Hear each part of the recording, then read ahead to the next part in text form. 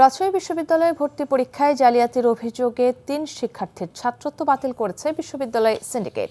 ২০২৪ সালের ৯ সেপ্টেম্বর রাজশাহী বিশ্ববিদ্যালয়ের প্রথম বর্ষের ভর্তি পরীক্ষায় প্রক্সি কাণ্ড নিয়ে গণমাধ্যমে সংবাদ প্রকাশের পর বিষয়টি বিশ্ববিদ্যালয়ের প্রশাসনের নজরে আসে।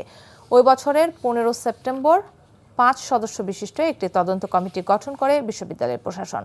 খবরের সত্যতা পাওয়ায় ৬ জানুয়ারি ৩ জনের ছাত্রত্ব বাতিল করা হয়। ছাত্রত্ব বাতিল হওয়া শিক্ষার্থীরা হলেন বিশ্ববিদ্যালয়ের অ্যাকাউন্টিং অ্যান্ড ইনফরমেশন সিস্টেম বিভাগের চতুর্থ বর্ষের শিক্ষার্থী মেহেদী হাসান সনি, আইন বিভাগের তৃতীয় বর্ষে ফাহিম আল মামুন বর্ণ, physical education and sports science বিভাগের তৃতীয় বর্ষের শিক্ষার্থী মোহাম্মদ শোভন। এদিকে যৌন নিপীড়নের দায়ে অভিযুক্ত রাজশাহী বিশ্ববিদ্যালয়ের আইন বিভাগের সহযোগী অধ্যাপক সাদিকুল ইসলাম সাগরকে বরখাস্ত করা হয়েছে।